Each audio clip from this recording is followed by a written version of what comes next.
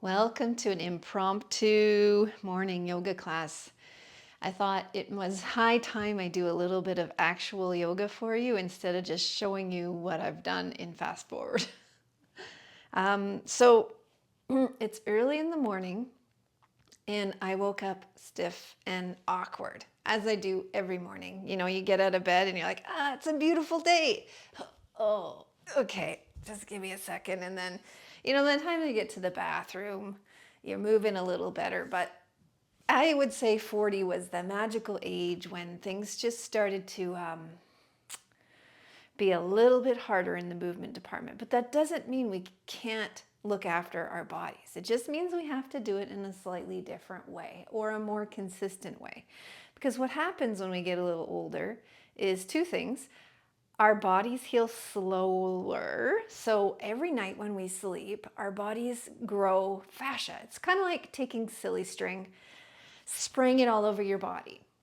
And there's no rhyme or reason to like how this fascia grows or is sprayed over throughout our bodies. It just is. And then you get up and it's connective tissue, right? So you get up and you have to move to create pathways like tracks or rails through your body along which your muscles can move. So it's just like brushing away the cobwebs, basically.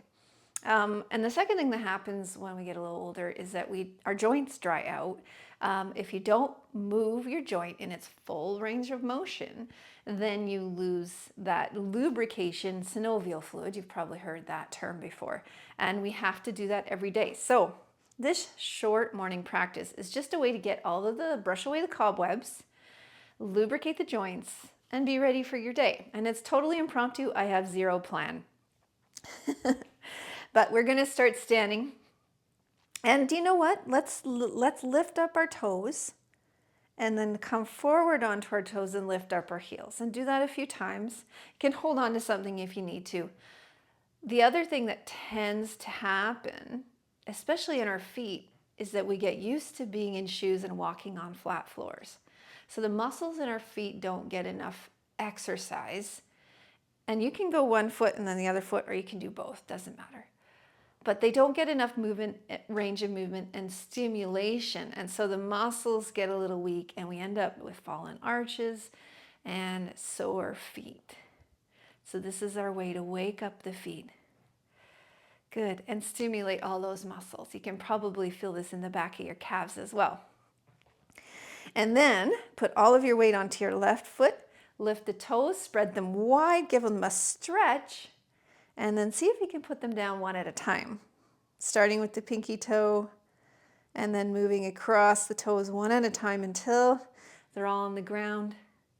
And then lift the right leg and we'll take some circles at the ankle. You might hear some popping. Good. Balance isn't my forte first thing in the morning or right before bed, but it doesn't matter. You fall over, big whoop. Just do it again. Kids fall over all the time when they're walking, and they don't get upset. They just pick themselves up and carry on. Okay, all right. Other foot. So we're going to lift the toes of the right foot up, spread them apart, and consciously set them down one at a time. Pinky, fourth, third, second, and big toe. Good. And then lift up the left leg and a couple of ankle circles. One direction, then the other. Don't worry about balance. Just enjoy that wonderful warm sensation through the ankle. And you know that in that joint, synovial fluid's being created, you're working away the cobwebs, and everything's going to move a little better. Good, let's come up to the knees now. So the knees is a wonderful joint designed to move your leg like this. We are going to move our legs a little bit more by taking some beautiful big slow circles. Hands on the knees. close your eyes and visualize yourself as the Tin Man in the forest in the land of Oz. And Dorothy's come along and she has just squirted oil into your knees. So your knees are starting to get more lubricated, and the movement becomes easier and more fluid. And then go in the opposite direction. Go nice and slow, and it's okay to roll around on your feet as well, taking the feet from one side to the other, getting the ankles involved. It's all good stuff.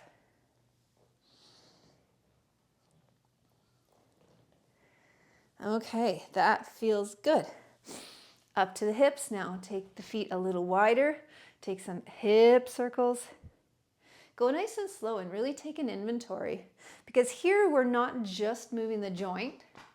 We're also really getting into the muscles. There are so many muscles in this giant hip joint of ours, the whole hip girdle. So you can think about, all of the muscles through the glutes, the butt, all of the muscles that come across and down, all the muscles on the very outside. There's a lot going on. So we're not just rotating in that hip joint. We're also brushing away cobwebs, creating tracks in the fascia, and making sure that there's lots of great opportunity for movement for the rest of our day. Feels a bit weird. If you're worried about how you look, just close your eyes and concentrate on how it feels. Good. Okay, feet together.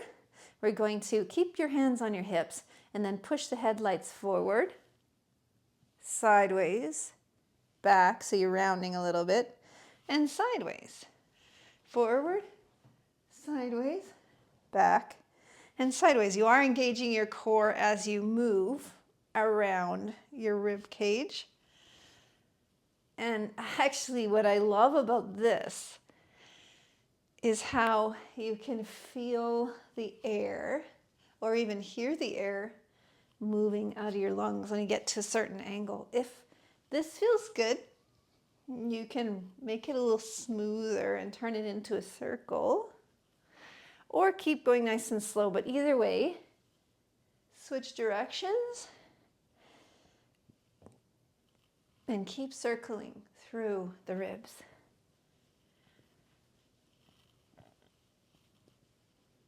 Awesome. Okay, arms. So a lot of us lose full range of motion in our shoulders. We're just going to swing here. And if anything hurts, don't do it. But if anything is just uncomfortable, stick with it, but don't force anything.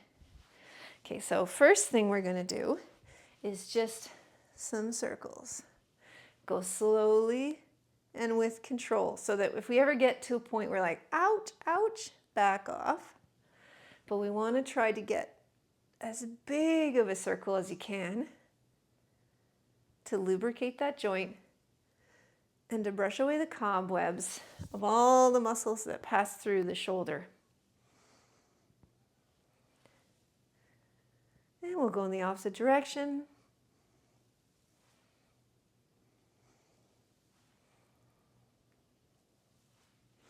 That feels really nice. One of my favorite things to do is the shoulders. All right, shake that one out. And we'll go to the other side. Just big circles.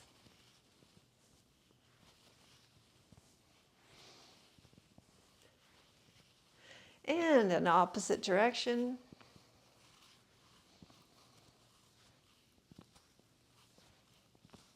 And shake it out. And again, just flop the arms forward and back, squeezing those shoulder blades together, and then squeezing the elbows together. Shake those hands. Open and close the hands. Let's do it all the way up to the sky, all the way down to the earth, and shake it out. So that's wonderful. Let's do a couple wrist circles. I mean, mine are a little sore. I did a lot of knitting last night, but I'm not going to quit knitting. So I want to make sure I can keep doing it. Oh yeah, I just had to move. Yeah, shake it out. Good. Okay, the neck. So we're going to tilt the ear to one shoulder, chin to chest, ear to other shoulder, and back again. So we're just like making a U shape with our chin, or if it's better to think about it like this, drawing a smiley face. I like this one because I can feel it all the way down my back.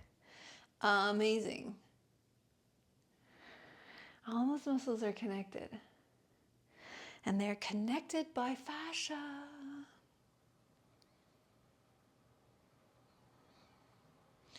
Okay, let's bring the arms into it. So what we're going to do is clasp the hands behind your back and bring them to the right. So you're hugging the right side of your body. It feels kind of nice. And at the same time, tilt the head to the right. And then we'll swing the arms to the left, tilt the head to the left. Swing the arms to the right. Actually, swing is maybe dramatic. Slide the arms to the left, ear to the left. Do that a few more times. Get in the feel of it.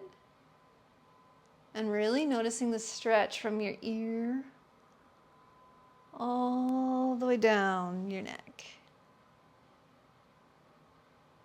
I could do this one all day.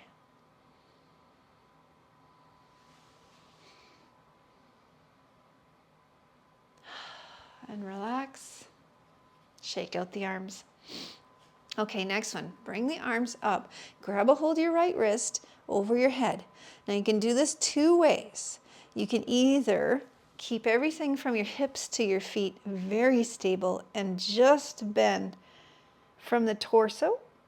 Or if you'd like to get a little deeper and your balance is feeling more secure, take the right leg up and over, crossing over the left, and push the right hip out to the right. Don't forget to breathe. And squeeze up. Other side. Grab a hold of your left wrist. From the hip upwards, bend to the right, and then leg is optional, taking that left leg over the right, pushing the left hip out, and deepening the stretch. Squeeze up and release.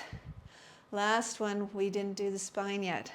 So we're going to push the headlights forward and swan dive down about halfway. Then round the back nice and slow, tucking the tailbone and roll up. Swan dive down. So this is like a cow. Round the back, roll up. There's our cat.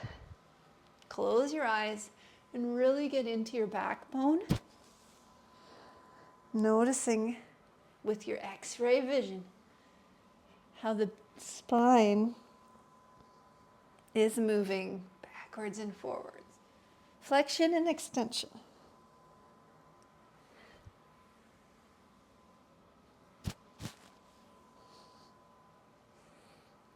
We're also flexing our quads as we come down, and that's wonderful because that is a great big pump in your body.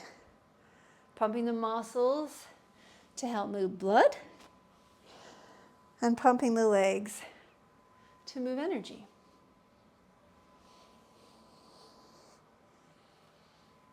Last one. Roll on up until you're in a wonderful, perfect posture. Take the legs a little wider. Loosen the feet and the ankles. And one last one for the spine. We're just going to twist and flop. Flopping the arms.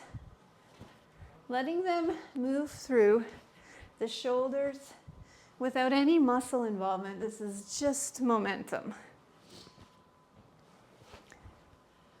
And we're twisting the spine from side to side. This one feels so good.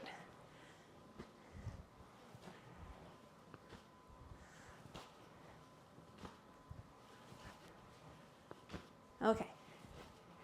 3, 2, 1. The next one's going to be weird. Hopefully this doesn't become the thumbnail for this video. But what I want you to do is start making angry eyes. Like you're squinching your eyes together and furrowing your brow, and then relax. Squinch, relax. Squinch, relax. What are you doing, you ask? Well, our body is connected with all this connected tissue.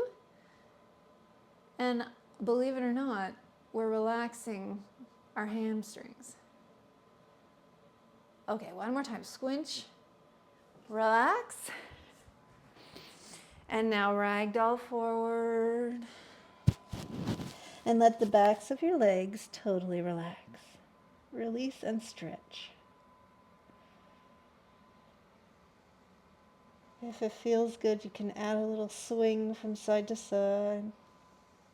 Feeling that stretch go into your calves, the backs of your knees, and the backs of your thighs.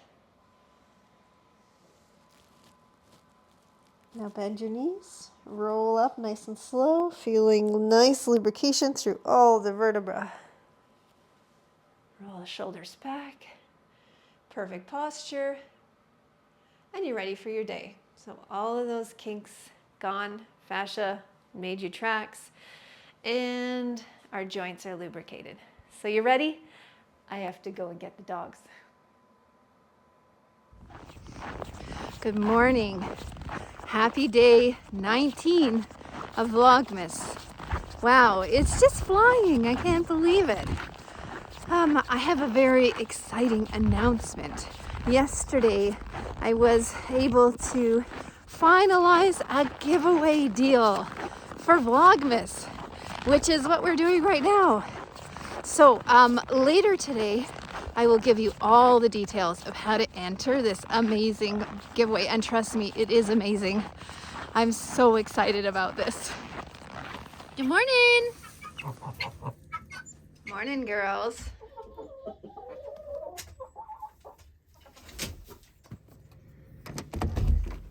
Morning, Till. Morning, puppies. Nope. Try again. Yeah, sit. There we go. Good boys. Hi. The 19th. It's hiding. There it is. Oh yes, this is the most Canadian flavor.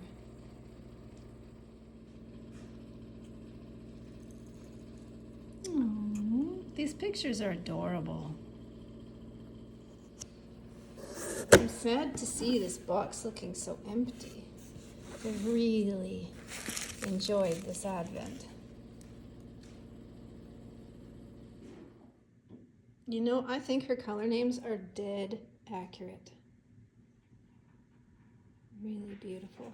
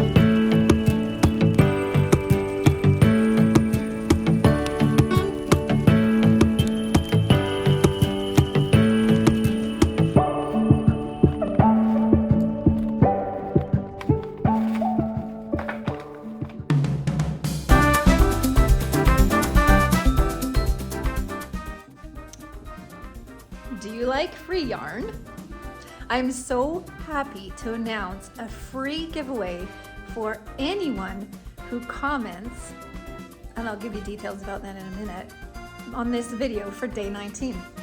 The yarn comes from this company, a wonderful company, Ancient Arts Yarns. They're based out of Calgary. They are amazing. I have knit so many things with their product, and they are my go-to yarn company because, for one, they take so much care when they choose their base that I'm never disappointed. The second is the colors are out of this world.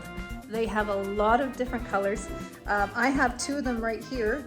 This is the Islands in the Sea. Islands in the Sea. And this one is my favorite. It's called French Lavender Fields. And I actually knit my very first pair of socks in this yarn. And they are totally worn out. It's time to knit a new pair. So I ordered myself another skein of fingering. This is their Scrumdiddlycious Superwash Merino Sport. So anyway, those are just two examples of the amazing yarn that they produce, and they are sending some yarn for me to give to you. How wonderful is that? So the way to enter is you're going to have to be a little bit of a researcher and go to the Ancient Arts website. That's Ancient Arts Yarn. There it is, ancientartsfiber.com. I'll put it down here anyway. And I want you to look at their colors, particularly at the solid colors. And I want you to take your very best guess on what the best-selling color is this season at Ancient Arts Yarns. So in the comments below on day 19 for Vlogmas, write down your guess for the Ancient Arts color that you think is the best-selling color right now in December 2024. And I will pick a winner from the entries. It doesn't matter if you're right or wrong. I will also let you know what the favorite color is, the most popular color is. But I will pick a winner from those entries, and I will draw the winner probably on January 1st, because that way anyone who's watching Vlogmas and who's a little bit behind will have time to enter. So good luck and have fun.